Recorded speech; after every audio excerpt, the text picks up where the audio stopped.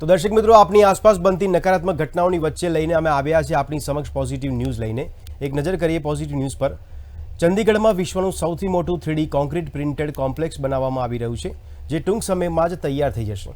આવો જોઈએ આ વિશે અમારો ખાસ અહેવાલ। વિશ્વનું સૌથી મોટું 3D કોન્ક્રીટ પ્રિન્ટેડ સંકુલ કે જેનું નામ હિમાંક એર ડિસ્પેચ યુનિટ છે, તે ચંદીગઢમાં બનાવવામાં આવી રહ્યું છે। બોર્ડર રોડ ઓર્ગેનાઇઝેશને આ અનોખી 3D પ્રિન્ટેડ ઇમારત બનાવવા માટે લાર્સન એન્ડ ટુબ્રો સાથે ભાગીદારી કરી છે। બીઆરઓના મહાનિર્દેશક લેફ્ટનન્ટ જનરલ રાજીવ ચૌધરીએ રવિવારે ઘટના સ્થળની મુલાકાત લીધી હતી। This is going to be the world's largest 3D complex. So that is the kind of work which is being done. And the Merlin machine what is being used here for 3D printing is the largest machine in the world which has been erected indigenously. All the software which is running this process is being made by our people, Indians. આ કેમ્પસમાં 6 ઇમારતો બનાવવામાં આવશે, તેમાંથી 5 3D printing ટેકનોલોજીનો ઉપયોગ કરીને બનાવવામાં આવી રહી છે। અહીં પ્રિકાસ્ટ ટેકનોલોજીના આધારે બિલ્ડિંગ બનાવવામાં આવી રહી છે। Told and promised by L&T representatives that they will finish this certainly by November end or maybe mid-December. That's right. So that will be a major breakthrough in the building construction domain. અહીં climate responsive ઇમારતો બનાવવા માટે સૌર optimisation અને building સિમ્યુલેશનની સાથે 3D printing ટેકનોલોજીનો ઉપયોગ કરવામાં આવી રહ્યો છે। 3D પ્રિન્ટેબલ કોન્ક્રીટ બિલ્ડિંગને ચંદીગઢની આબોહવા અનુસાર બનાવવામાં આવી રહ્યું છે। બ્યુરો રિપોર્ટ, પ્રવેગ ન્યૂઝ।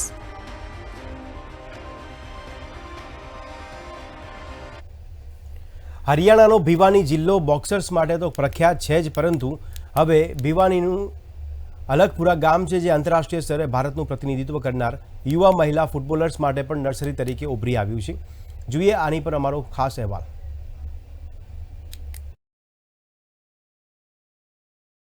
હરિયાણાના આ અલખપુરા ગામની 200થી વધુ છોકરીઓ દરરોજ ગામના મેદાનમાં ફૂટબોલ રમે છે। આમાંથી ઘણી છોકરીઓએ ફીફા અંડર 17 વર્લ્ડ કપ સહિતની આંતરરાષ્ટ્રીય સ્પર્ધાઓમાં ભારતનું પ્રતિનિધિત્વ પણ કર્યું છે।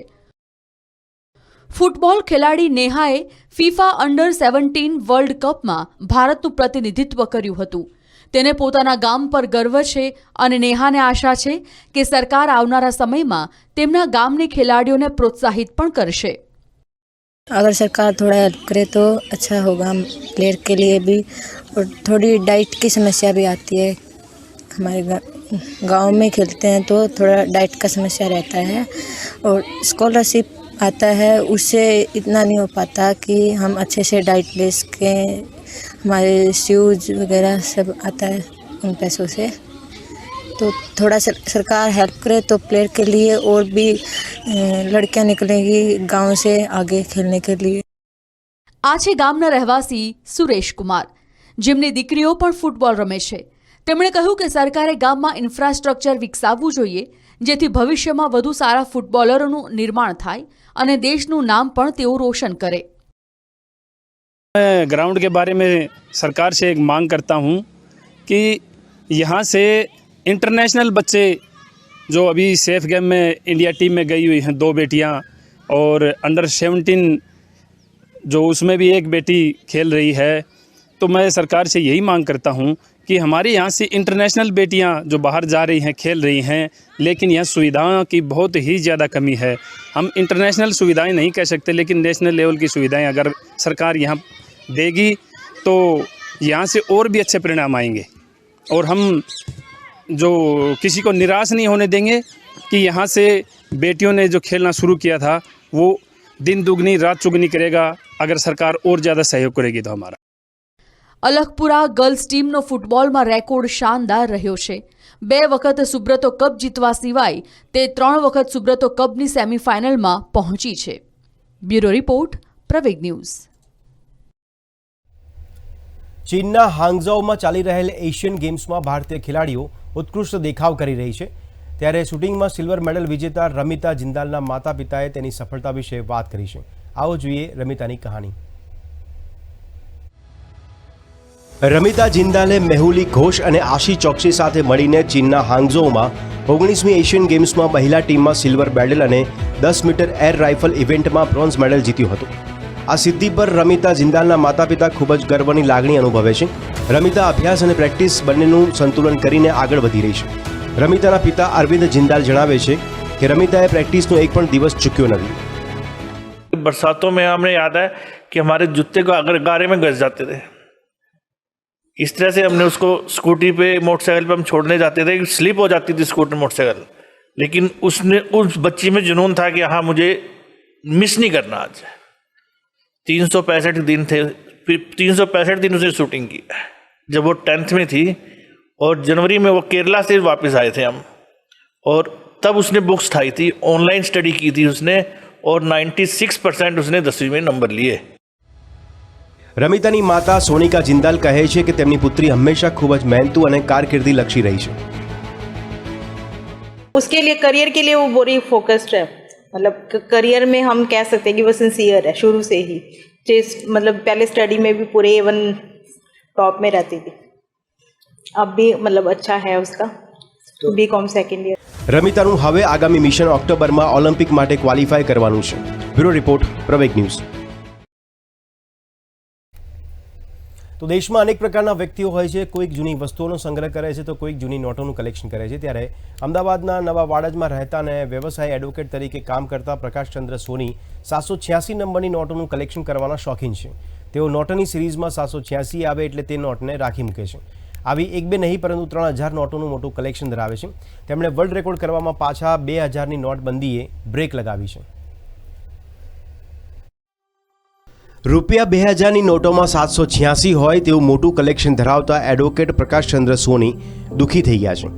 વર્લ્ડ રેકોર્ડ માટે મહેનત કરતા પ્રકાશચંદ્રને તેમના પિતાએ સલાહ આપી હતી કે 786 નંબર લકી કહેવાય, તેથી તેઓ 45 વર્ષથી આવી નોટો એકઠી કરી રહ્યા છે. 786 નંબર મેં એ રીતે ભેગી કરેલી નોટો મારા ફાધરે મને કહેલું કે 786 નંબર એ લકી નંબર છે અને મુસ્લિમ સમાજ એને બહુ મહત્ત્વ આપે છે અને એ દરેક રીતે એમના શુભ પ્રસંગોમાં 786 નંબર મૂકવામાં આવે છે. ત્યારથી પછી મેં આજથી 45 વર્ષ પહેલાંથી 786 નંબરની નોટોનું કલેક્શન શરૂ કરેલું. નવા વાડજના પ્રકાશ સોની કેવી રીતે નોટો ભેગી કરી અને તેને મેળવવા માટે અલગ અલગ ટ્રીક અજમાવતા હતા. તેમનો એક જ મકસદ હતો કે નોટો એકત્રિત કરીને વિશ્વ વિક્રમ સ્થાપિત કરવો છે. આ 2000 રૂપિયાની નોટોનું કલેક્શન મેં 786નું જ્યારથી 2000ની નોટ નવી શરૂઆત થઈ ત્યારથી હું આ નોટો શોધતો અને જે કોઈ જગ્યાએ કોઈની પાસે નોટો ગણતા હોય તેમાં નજર રાખું અને કોઈની પાસે 786 નંબરની નોટ નીકળે તો હું મારી પાસે મેળવીને લઈ લઉં અને મારી પાસે એ રીતે નોટો ભેગી કરું અને સામે એમને એટલા રૂપિયા પાછો આપી દઉં. એ રીતે મેં 786 નંબરની નોટો ભેગી કરેલી. પછી કોઈ કોર્ટમાં કોઈ પૈસા ભરણપોષણના ભરવા આવ્યું હોય, કોઈ ભાડાની રકમ જમા કરવા માટે આવ્યું હોય, કોઈ સ્ટેમ્પ લેવા માટે પૈસા લઈને આવ્યું હોય તો એની પાસે જો 786 નંબરની આ નોટોના બંડલમાં જો નોટ દેખાય તો એની પાસેથી લઈને હું કાઢી લઉં આવી નોટો અને એ રીતે મેં આ નોટો. વર્ષ 2017માં પહેલી વખત નોટબંધી આવતા નંબરના શોખીન પ્રકાશચંદ્રની આંખમાં આંસુ આવી ગયા હતા. તેઓ નોટો જમા કરાવતા દુઃખી થઈ ગયા હતા. ત્યારબાદ ફરી એકવાર તેમણે 2000ની ભેગી કરેલી નોટો 30 સપ્ટેમ્બર પહેલાં તેમને બેંકમાં ભરવી પડશે. સરકારના નિયમોને કારણે તેમનું 45 વર્ષથી વર્લ્ડ રેકોર્ડ બનાવવાનું સપનું વારંવાર વેરવિખેર થઈ જાય છે. નોટો ભરતી વખતે જાણે મૂર્તિ લાવી વિસર્જન કરવા જઈએ તેવી અનુભૂતિ થાય છે. તેઓ ધનતેરસ, ચોપડા પૂજન, લક્ષ્મી પૂજન, ઈદના તહેવારોમાં પણ પૂજા કરે છે. દીર્ઘાયુ વ્યાસ, પ્રવેગ ન્યૂઝ, અમદાવાદ. વડાપ્રધાન નરેન્દ્ર મોદી 27 સપ્ટેમ્બરના રોજ છોટાઉદેપુર ખાતે ₹5206 કરોડના વિકાસ કાર્યોનું લોકાર્પણ અને ખાતમુહૂર્ત કરશે. મિશન સ્કૂલ ઓફ એક્સેલન્સ અંતર્ગત ₹4505 કરોડના વિકાસ કાર્યોનું લોકાર્પણ અને ખાતમુહૂર્ત કરવામાં આવશે. ત્યારે રાજ્યના વિદ્યાર્થીઓ માટે ₹1426 કરોડના ખર્ચે નવીન વર્ગખંડો, સ્માર્ટ ક્લાસરૂમ, કમ્પ્યુટર લેબ્સ અને અન્ય સુવિધાઓ પણ ઊભી કરવામાં આવી છે. વડાપ્રધાન નરેન્દ્ર મોદી 27 સપ્ટેમ્બરના રોજ ગુજરાતની મુલાકાત લેશે. પોતાની આ મુલાકાત દરમિયાન તેઓ રાજ્યના છોટાઉદેપુર જિલ્લા ખાતે ₹5206 કરોડના વિવિધ વિકાસ કાર્યોનું ખાતમુહૂર્ત અને લોકાર્પણ કરવા જઈ રહ્યા છે. મુખ્યમંત્રી ભૂપેન્દ્ર પટેલના નેતૃત્વમાં ગુજરાત સરકાર શિક્ષણનું સ્તર વધુને વધુ બહેતર બનાવવા માટે સતત પ્રયાસ કરી રહી છે. ત્યારે વડાપ્રધાન મિશન સ્કૂલ ઓફ એક્સલન્સીસ અંતર્ગત રૂપિયા 4,505 કરોડના વિવિધ શૈક્ષણિક વિકાસ કાર્યોની ભેટ આપવા જઈ રહ્યા છે. આ ઉપરાંત વડાપ્રધાન માર્ગ અને મકાન, શહેરી વિકાસ, વિજ્ઞાન અને ટેકનોલોજી તેમજ પાણી પુરવઠા વિભાગના વિકાસ કાર્યોનું પણ લોકાર્પણ અને ખાતમુહૂર્ત કરશે. વડાપ્રધાન મિશન સ્કૂલ ઓફ એક્સલન્સીસ પ્રોજેક્ટ અંતર્ગત રૂપિયા 4,505 કરોડના વિકાસ કાર્યોનું લોકાર્પણ અને ખાતમુહૂર્ત કરશે. આ યોજના અંતર્ગત રૂપિયા 1,426 કરોડના કામોનું લોકાર્પણ અને રૂપિયા 3,079 કરોડના કામોનું ખાતમુહૂર્ત કરવામાં આવશે, જેમાં 9,088 નવીન વર્ગખંડો, 50,300 સ્માર્ટ ક્લાસરૂમ, 19,600 કમ્પ્યુટર લેબ્સ, 12,622 વર્ગખંડોનું અપગ્રેડેશન તેમજ અન્ય શૈક્ષણિક સુવિધાઓનો સમાવેશ થાય છે. વડાપ્રધાન 22 જિલ્લાઓના 7,500 ગામડાઓમાં 20 લાખ લાભાર્થીઓ માટે વિલેજ વાઈફાઈ સુવિધાઓનું પણ લોકાર્પણ કરશે. આ માટે રૂપિયા 60 કરોડનો ખર્ચ કરવામાં આવ્યો છે. આ ઉપરાંત રૂપિયા 277 કરોડના ખર્ચે માર્ગ અને મકાન વિભાગ, રૂપિયા 251 કરોડના ખર્ચે શહેરી વિકાસ વિભાગ તેમજ રૂપિયા 80 કરોડના ખર્ચે પાણી પુરવઠા વિભાગના વિકાસ કાર્યોનું લોકાર્પણ અને ખાતમુહૂર્ત કરવામાં આવશે. દાહોદ ખાતે રૂપિયા 23 કરોડના ખર્ચે નવોદય વિદ્યાલય તેમજ રૂપિયા 10 કરોડના ખર્ચે FM રેડિયો સ્ટુડિયોનું પણ લોકાર્પણ કરવામાં આવશે. બ્યુરો રિપોર્ટ, પ્રવેગ ન્યૂઝ.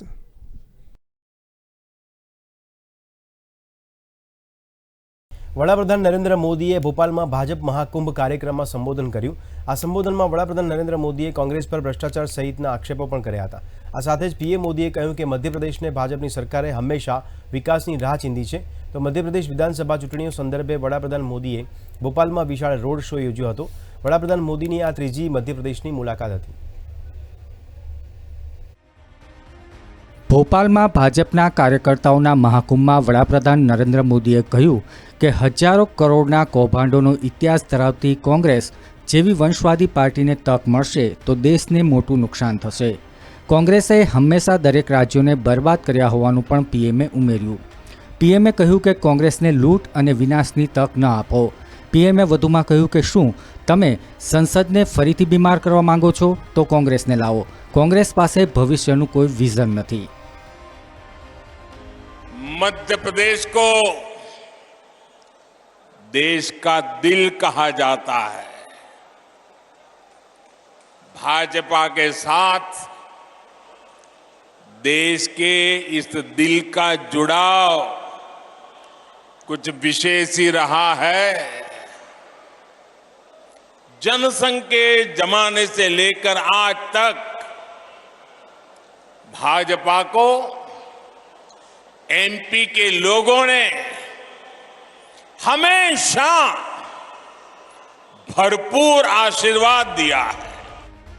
વડાપ્રધાને પોતાના સંબોધનમાં મધ્યપ્રદેશને ભારતનું દિલ કહ્યું અને મધ્યપ્રદેશને ભાજપે હંમેશા વિકાસની નવી રાહ ચીંધી હોવાનું પણ પીએમએ કહ્યું હતું. વડાપ્રધાને કહ્યું કે કોંગ્રેસ પાર્ટી પાસે ભવિષ્યની કોઈ વિચારસરણી નથી. કોંગ્રેસ વિકસિત ભારતની દરેક યોજનાનો વિરોધ કરે છે. કોંગ્રેસ પાર્ટી નવા સંસદ ભવનનો વિરોધ કરી રહી છે. કોંગ્રેસ પાર્ટીએ મધ્યપ્રદેશને હંમેશા બીમાર બનાવ્યું હોવાનું પણ ઉમેર્યું હતું. मध्य प्रदेश में भाजपा की सरकार को लगभग 20 साल पूरे हो चुके हैं. यानी जो युवा इस बार के चुनावों में पहली बार वोट डालेंगे उन्होंने भाजपा की सरकार को ही देखा है. ये युवा सौभाग्यशाली हैं कि इन्होंने एमपी में कांग्रेस का वो बुरा शासन, वो बुराइयां उन्होंने देखी नहीं है. નોંધનીય છે કે એમપી વિધાનસભા ચૂંટણી પહેલા જનસંઘના સહસંસ્થાપક દીનદયાલ ઉપાધ્યાયની જન્મજયંતિ નિમિત્તે રાજ્ય ભાજપ દ્વારા જન આશીર્વાદ યાત્રાઓ અને મહાકુંભ કાર્યક્રમનું આયોજન કરવામાં આવ્યું હતું. છેલ્લા 45 દિવસમાં વડાપ્રધાનની મધ્યપ્રદેશની આ ત્રીજી મુલાકાત છે. આ સાથે જ ભાજપે મહાકુંભ કાર્યક્રમ માટે 10 લાખ લોકોની ભીડ એકઠી કરવાનો લક્ષ્યાંક પણ રાખ્યો છે. બ્યુરો રિપોર્ટ, પ્રવેગ ન્યૂઝ. તો સરકાર વિવિધ રાજ્યોમાં વંદે ભારત ટ્રેન શરૂ કરે છે, ત્યારે તમિલનાડુને 2 વંદે ભારત ટ્રેનની ભેટ આપવામાં આવી છે. વડાપ્રધાન 24મી સપ્ટેમ્બરે 9 જેટલી વંદે ભારત ટ્રેનોને લીલી ઝંડી બતાવી હતી. વડાપ્રધાન નરેન્દ્ર મોદીએ 24 સપ્ટેમ્બરે 9 વંદે ભારત ટ્રેનોને લીલી ઝંડી બતાવી હતી. આ 9 ટ્રેનો 11 રાજ્યો રાજસ્થાન, તમિલનાડુ, તેલંગાણા, આંધ્રપ્રદેશ, કર્ણાટક, બિહાર, પશ્ચિમ બંગાળ, કેરળ, ઓડિશા, ઝારખંડ અને ગુજરાતમાં કનેક્ટિવિટી વધારશે. તમિલનાડુને રવિવારે તેની ત્રીજી અને ચોથી વંદે ભારત એક્સપ્રેસના 2 નવા રૂટ તિરુનલ્લવેલી ચેન્નઈ અને વિજયવાડા ચેન્નઈ સાથે મળી છે. રાજ્યમાં પહેલેથી જ 2 વંદે ભારત ટ્રેનો કોઇમ્બતુર ચેન્નઈ અને મૈસૂર ચેન્નઈ રૂટ પર દોડી રહી છે. પુડુચેરીના લેફ્ટનન્ટ ગવર્નર ડોક્ટર તિમિલસાઈ સૌંદરરાજન અને કેન્દ્રીય મંત્રી એલ મુરુગને તિરુનલ્લવેલી અને ચેન્નઈ વચ્ચે ટ્રેનના ઉદ્ઘાટન પ્રસંગે ટ્રેનમાં મુસાફરી કરી હતી. Fast train conveys how India is growing fast. As our Honorable Prime Minister says, 5 T's: talent, tradition, tourism, trade, technology. So this is the exact example of these 5 T's is made for possible, and we are traveling in the train. So this is the 6th T. નવી Vande Bharat train તમિલનાડુની રાજધાની ચેન્નઈને તિરુનલ્લવેલી અથવા Nellai town સાથે જોડશે, જે તેના ઘણા તીર્થ સ્થાનો અને પર્યટનના હોટસ્પોટ માટે પ્રખ્યાત છે. It's such a dream come true moment for us, especially for people from South Tamil Nadu. This has been a long pending deal. We are so happy, we are so excited to get on board this train. I've traveled personally in Vande Bharat from Varanasi to Prayagraj, and I was wondering when I'll get a turn to try out in my city. So this is such a happy moment. I'm very honored to be in this inaugural run, and the future of India is going to be Vande Bharat only. It's one of the premium and luxurious train, and it saves more time. So the journey between the Tirunelveli and Chennai will be around 7 hours 55 minutes. બંને શહેરો હાલમાં Nellai Express, Kanyakumari Express, Tiruchendur Express, Guruvayur Express અને Ananthapuri express દ્વારા જોડાયેલા છે. આધુનિક Vande Bharat train દ્વારા મુસાફરીના સમયમાં 2 કલાકનો ઘટાડો થશે.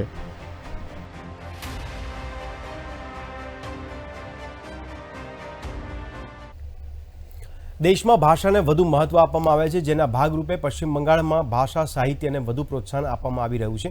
પશ્ચિમ બંગાળમાં શેઠ સૂરજમલ જાલાન લાઇબ્રેરી ખાતે બંગાળમાં હિન્દી અને સંસ્કૃત સાહિત્યને પ્રોત્સાહન આપવામાં આવી રહ્યું છે. કોલકાતા પશ્ચિમ બંગાળની શેઠ સૂરજમલ જાલાન લાઇબ્રેરી હિન્દી અને સંસ્કૃત સાહિત્ય પ્રેમીઓ માટે આકર્ષણનું મુખ્ય કેન્દ્ર છે. શેઠ સૂરજમલ જાલાન ટ્રસ્ટ દ્વારા 1941માં સ્થપાયેલ આ પુસ્તકાલયમાં સંસ્કૃત, હિન્દી, રાજસ્થાની, अंग्रेजी અને हस्तलिखित पुस्तकों विशाल संग्रह है. इस लाइब्रेरी में 32,675 पुस्तकें हैं पूरी, और हमारे यहाँ विविध विषयों की किताबें हैं. आप भूगोल पर भी, इतिहास पर भी, हिंदी तो है ही, यात्रा है, संस्मरण है, काव्य है, ये विविध प्रकारों की किताबें हमारे पास उपलब्ध हैं. इंटरनेट पर वाँचवाने बदले उत्सुक वाचको हाथ में पुस्तकों लईने आ लाइब्रेरी में आवे छे. धीरे धीरे पुस्तकालयों की महत्ता कम होती जा रही है. इंटरनेट वगैरह में जो पुस्तकें आ जाती हैं तो वहीं तक लोग सीमित हो गए हैं, लेकिन पुस्तकालयों के पास आकर जो अनुभव होता है या जो ज्ञान प्राप्त होता है पन्ने पलटने से, जो हमें एक आशा होती है कि हाँ हम क्या जान रहे हैं, क्या पढ़ रहे हैं, क्या सीख रहे हैं, तो इस समय हमारा यही उद्देश्य है कि पुस्तकालयों की ओर हम बच्चों का ध्यान आकर्षित करें. पुस्तक संस्कृति नष्ट होती जा रही, उसके बावजूद यहाँ पर जो पाठक आते हैं, यहाँ जिस रूप में विद्यार्थी जुड़े हैं, यहाँ जिस रूप में प्राध्यापक, लेखक, रचनाकार हैं, वो इस पुस्तकालय से जुड़कर न केवल साहित्य और समाज की सेवा कर रहे हैं, बल्कि भाषा और साहित्य को भी समृद्ध करने में अपनी भूमिका निभा रहे हैं. आ पुस्तकालय हिंदी साहित्यना लेखकों, कवियों और संशोधकों माटे लोकप्रिय स्थल है. यहाँ मैंने आने से साहित्य के प्रति एक प्रेम बढ़ा है, और मैं जो यहाँ पे सीखता हूँ या पढ़ के जो मेरे को जानकारी मिलती है, मैं उसे समाज में भी बताता हूँ सबको. અહીં લાઇબ્રેરી રૂમ ખાસ સંશોધકો માટે તૈયાર કરવામાં આવ્યો છે. આ ઉપરાંત તેમાં મુલાકાતીઓ માટે એક વ્યવસ્થિત વાંચન ખંડ પણ છે, જે લોકોને પુસ્તકો વાંચવાનો સારો અનુભવ અપાવે છે. શેઠ સૂરજમલ જાલાન લાઇબ્રેરી એ માત્ર કોલકાતામાં જ નહીં, પરંતુ પૂર્વ ભારતમાં હિન્દી અને સંસ્કૃત સાહિત્યની શ્રેષ્ઠ પુસ્તકાલયોમાંની એક છે.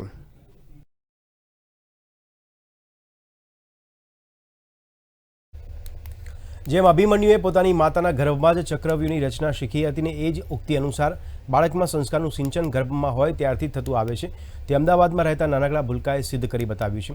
4 વર્ષના રોનિસ આટલી નાની વયે જ સ્કેટિંગની વિવિધ સ્પર્ધાઓમાં પોતાના નામે અનેકો રેકોર્ડ દર્શાવે છે. ભણતરની સાથે ગણતર અને સંસ્કારનું પણ સિંચન રોનિસમાં છે, જેની પાછળ તેના માતા પિતાનો ફાળો એટલો જ મહત્વપૂર્ણ છે.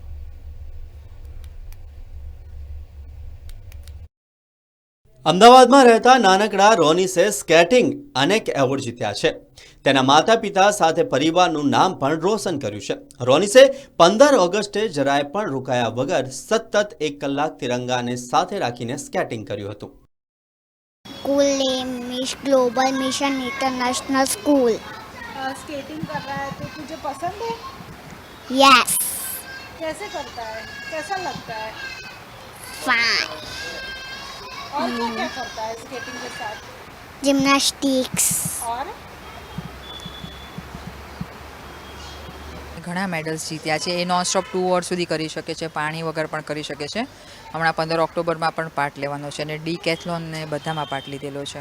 એક તો નોનસ્ટોપ સ્કેટિંગના મળેલા છે, 2 અવરના મળેલા છે, 1 અવરના મળેલા છે અને આ એને વર્લ્ડ રેકોર્ડ્સ બધા 4 રેકોર્ડ કર્યા છે એને બુક ઓફ રેકોર્ડ્સ. એ રોજ 2 થી 3 કલાક પ્રેક્ટિસ કરે છે, ઘરે પણ કરે છે ને અહીંયા ક્લાસમાં સુનિલ સર કરીને છે એ પણ કરાવડાવે છે, એના કોચ છે. અને બાકી એ જિમ્નેસ્ટિક્સ કરે છે, પછી સવારે વહેલા ઉઠી જાય, મંત્ર કરે, સ્કૂલે જાય, એટલે એનું એક શેડ્યુલ જ ના. એ આપણે જોયું છે કે આપણે બાળકને કઈ વસ્તુમાં ઇન્ટરેસ્ટ છે એ બહુ અગત્યનું છે કે બાળક એવું નથી હોતું કે તમે ભણાવો એ જ બધું છે. એની પાસે જે ઉંમર બાળક હજુ ડગ બાંધતા શીખ્યું હોય તેટલી નાની વયમાં રોનિસે સતત 1 કલાક સ્કેટિંગ કરીને અનોખો રેકોર્ડ સર્જી દીધો છે, જેમાં તેણે hope international world record, the miracle record India, global genius record અને વજુ વર્લ્ડ રેકોર્ડ જેવા રેકોર્ડ પોતાના નામે કર્યા છે. હાલ રોનિસ રોનક શાહ ગ્લોબલ મિશન ઇન્ટરનેશનલ સ્કૂલમાં અભ્યાસ કરે છે. જો કે કહેવાય છે ને, માતા પિતા અને પરિવાર સિવાય આપણા ગુરુ પણ એક મહત્વનો ભાગ છે. એવી જ રીતે રોનિસની આ સિદ્ધિમાં તેના કોચ સુનિલ સર વડાલિયા પણ મહત્વનો ભાગ ભજવે છે. હું તો ખુશ છું કે મારી સાથે રોનિસ 4-5 મહિનાથી સ્કેટિંગ કરે છે. 4-5 મહિનામાં જે એમનું ઇમ્પ્રુવમેન્ટ આવ્યું છે એ સખત સારું છે અને હું ચાહું છું કે રોનિસ હજુ પણ આગળ વધે અને 4-5 મહિનામાં 4-5 સ્કેટિંગ કોમ્પિટિશન રમીને આવ્યા છે. સારા ઘણા એમની પાસે મેડલ પણ આવી ગયા છે. ओम भूर्भुवस्वः तत्सवितुर्वरेण्यं हळको देवस्य धीमहि धियो यो न प्रचोदयात्. गुरु ब्रह्मा गुरु विष्णु गुरुदेवो महेश्वरः गुरु साक्षात् परम ब्रह्मा तस्मै श्री गुरुदेव नमः. રોનિસની ઉંમર હાલ 4 વર્ષની છે. તેણે નોનસ્ટોપ સ્કેટિંગ કરી અનેક મેડલો પોતાના નામે કર્યા છે. ત્યારે આ સિવાય આ ટાબરીઓ ગાયત્રી મંત્ર, ગુરુ મંત્ર, હનુમાન ચાલીસા પણ કડકડાટ બોલે છે. વધુમાં રોનિસ જિમ્નાસ્ટિક પણ શીખી રહ્યો છે. કિંજલ બોરીસા, પ્રવેગ ન્યૂઝ, અમદાવાદ. તો દેશભરમાં હાલ ગણેશ ઉત્સવની ભાવપૂર્વક ઉજવણી કરવામાં આવી રહી છે. દરેક સ્થળોએ લોકો ગણેશ ભક્તિમાં લીન થયા છે. ત્યારે સુરતમાં ગણેશ ઉત્સવ દરમિયાન કોમી એકતાનું ઉત્તમ ઉદાહરણ જોવા મળ્યું હતું. સુરતમાં દર વર્ષની જેમ આ વર્ષે પણ ધામધૂમપૂર્વક ગણેશજીનું આગમન કરવામાં આવ્યું. શહેરમાં ચારેય કોર લોકો ભક્તિમાં લીન થયા. ત્યારે સુરતના ભટાર વિસ્તારમાં આવેલા એક ગણેશ પંડાલમાં કોમી એકતાનું અનોખું ઉદાહરણ જોવા મળ્યું. સુરતના ભટાર વિસ્તારમાં શ્રી સાંઈ રામ યુવક મંડળ છેલ્લા 25 વર્ષથી બાપાનું ધૂમધામપૂર્વક આગમન કરી તેમની આરાધના કરે છે. ત્યારે આ વર્ષે અહીં કોમી એકતાનું અનોખું ઉદાહરણ જોવા મળ્યું હતું. સાથે જ લોકોમાં એકતાને લઈને સંદેશો પહોંચાડ્યો હતો. હું એક ક્રિશ્ચિયન સમુદાયમાંથી આવું છું અને આ જે આરતીનું આયોજન સાઈ યુવક મંડળ તરફથી કરવામાં આવ્યું હતું. ખૂબ જ સરસ સંદેશ એમણે આપણા સમાજને આપ્યો છે કે ખરેખર સૌથી મોટો ધર્મ એ માનવતાનો ધર્મ છે. શીખ, ઈસાઈ, પારસી એ તો ફક્ત આપણે બનાવેલા ધર્મ છે, બાકી માનવતા હોય તો બધા જ ધર્મ એક છે. એટલે ખરેખર આ એક ખૂબ જ સરસ સંદેશ આપણા સમાજને મળે છે, આપણા લોકોને મળે છે કે સર્વ ધર્મ એક છે. અને એ સર્વ ધર્મના અનુસંધાને સાઈ યુવક મંડળે જે આયોજન કરેલું હતું અને એમાં અમારા ક્રિશ્ચિયન સમાજને જે આમંત્રણ આપ્યું હતું તેના માટે હું સાઈ યુવક મંડળનો ખૂબ ખૂબ આભાર માનું છું. સુરત શહેરમાં સાઈ યુવક મંડળે જે આ સર્વધર્મની આરતીનું એક આયોજન કર્યું તે ખૂબ જ સરસ હતું. આમાં એક કોમી એકતાનું મહત્ત્વ દર્શાવવામાં આવ્યું છે. આજે ગણપતિ બાપ્પાની આરતી માટે દરેક ધર્મના આવ્યા હતા અને સાથે મળીને એમણે બધાએ આરતી કરી હતી. તો આ હતા આજના તમામ પોઝિટિવ ન્યૂઝ. વધુ સમાચાર સાથે ફરી મળીશું. ત્યાં સુધી આપ જોતા રહો પ્રવેગ ટીવી. નમસ્કાર.